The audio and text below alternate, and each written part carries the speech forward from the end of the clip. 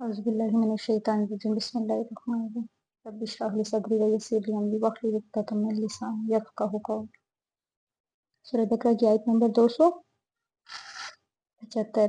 جو لوگ سود کھاتے ہیں وہ نہیں کھڑے ہوتے مگر اس شخص کی طرح جس کو شیطان نے چھو کر مخبوط الحواس بنا دیا، اس وجہ سے کہ وہ کہتے ہیں کہ بے بھی تو سود ہی کی طرح ہے، حالانکہ اللہ نے بے کو حلال قرار دیا ہے اور ربا کو حرام ٹھہرایا ہے۔ تو جس شخص کے پاس اس کے رب کی طرف سے یہ نصیحت پہنچ گئی اور وہ باز آ گیا تو جو کچھ وہ پہلے لے چکا ہے وہ اس کا ہے اور اس کا معاملہ اللہ کے حوالے۔ جس شخص نے دوبارہ یہ حرکت کی تو یہ لوگ جہنمی ہیں اور اس میں ہمیشہ رہیں۔ اب عام طور پر سمجھا جاتا ہے کہ یہ قیامت کے دن کا نقشہ ہے۔ قیامت کے دن کا نقشہ یہ تو ہوگا، اس میں دنیا میں بھی سود خوروں کا حال یہی ہوگا، اور ان کا یہ نقشہ کسی بھی سٹاک ایکسچینج میں جا کر دیکھا جا سکتا ہے۔ معلوم ہوگا جیسے گویا پاگل ہیں، دیوانے دوڑ رہے ہیں، بھاگ رہے ہیں، نارمل انسان نظر نہیں آتے، ایسے لگے جاتے ہیں جیسے کسی اسیب کا سایہ ہو۔ کوئی شخص کہہ سکتا ہے کہ میں نے 100 روپے کا مال خریدا، 110 روپے میں بیچ دی، 10 روپے بچ گئے، یہ منافع ہے جو جائز ہے۔ لیکن اگر 100 روپے کسی کو دیے، قرض دیے، 110 واپس لیے تو یہ سود ہے، یہ تو حرام ہو گیا، کیونکہ اس میں تو کسی طرح کی محنت نہیں ہوئی۔ اب یہ کیا کہتے ہیں کہ جو لین دین ہے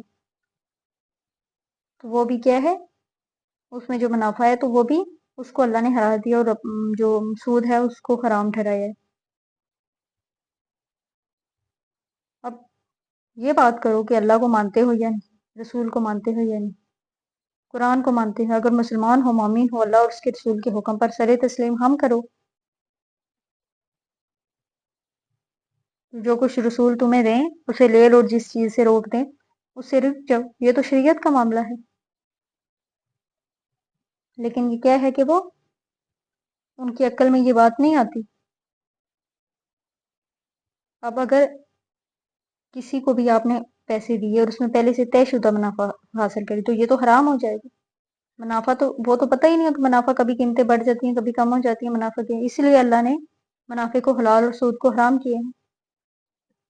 تو جس شخص کی طرف اللہ کی طرف سے نصیحت پہنچ گئی کہ منافع حلال ہے، سود حرام ہے، اور سود سے باز آ گیا تو جو پہلے لے چکا ہے اس سے تو وہ اللہ کا معاملہ ہے،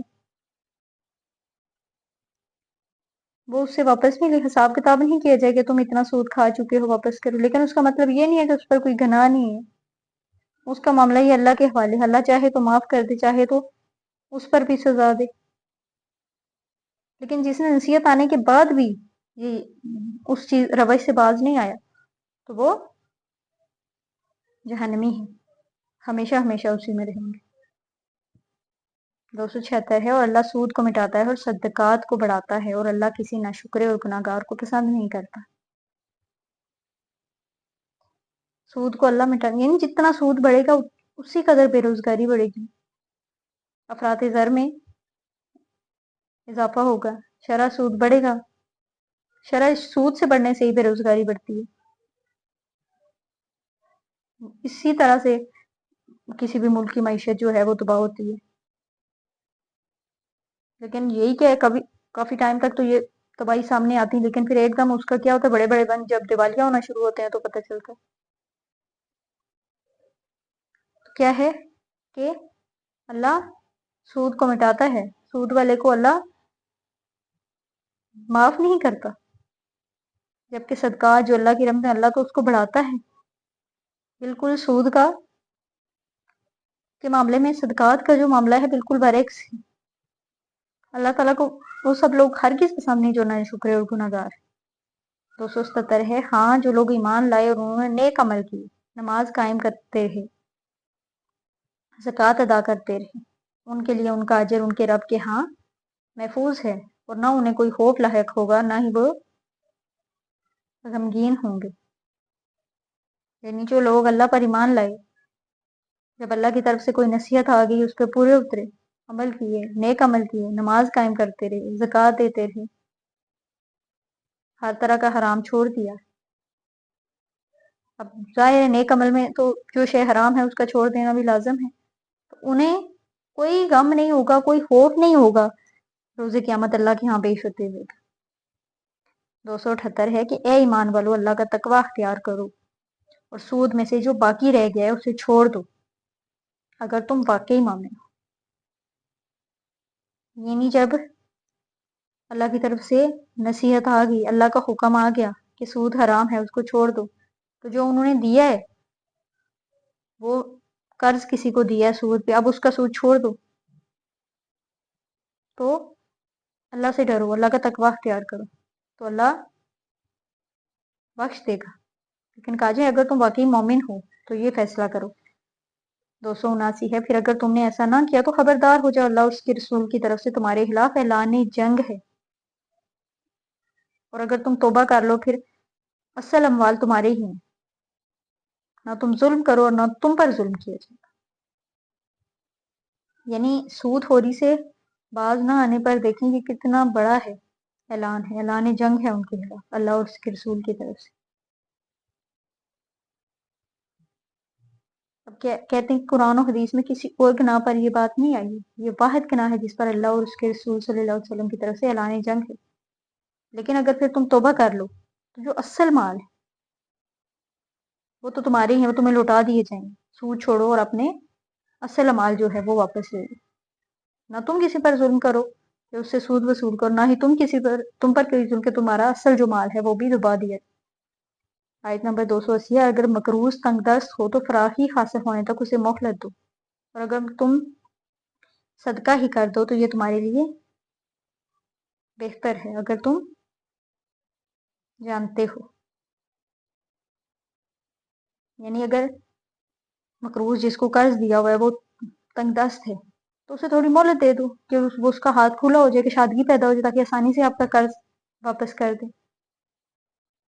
اگر تم نہیں لیتے تو یہ تو صدقہ ہے، یہ تمہارے لیے بہت ہی بہتر ہے کہ تم قرض دو، اس کا کاروبار چل پڑے، پھر وہ تمہاری اصل رقم واپس۔ یہ تو قرض حسنہ ہے، اس کا درجہ تو جو انفاق ہے اس سے بھی اوپر کا ہے، تو اس لیے کیا ہے، لیکن اگر کیا ہے کہ تم اس کو اس قرض کی بجائے صدقہ دے دو تو وہ زیادہ بہتر ہے۔ اگر تمہیں اللہ نے حکمت عطا کی ہے، عقلمند ہو، سمجھدار ہو، تو تم اس بچت کے امیدوار ہو جو اللہ کے ہاں اجر و ثواب کی صورت میں تمہیں ملے گی۔ اس کے مقابلے میں رقم کی کوئی حیثیت نہیں ہے جو تمہیں مقروض سے واپس ملنی۔ آیت نمبر 281 کیا ہے، اور ڈرو اس دن سے جس دن تم لوٹا دیے جاؤ گے اللہ کی طرف، پھر ہر جان کو پورا پورا دے دیا جائے گا جو کمائی اس نے کی ہوگی، اور ان پر کچھ ظلم نہ ہوگا۔ یہاں یہ آیت سورہ بقرہ میں معمولی جو ہے فرق کے ساتھ 2 بار آ چکی ہے۔ آئی تھی کہ اور ڈرو اس دن سے جس دن کام نہ آ سکے گی کوئی جان کسی دوسری جان کی کچھ بھی، اور نہ کسی سے کوئی سفارش قبول کی جائے گی، نہ کسی سے کوئی فدیہ قبول کیا جائے گا، اور نہ ہی کوئی مدد مل سکے گی۔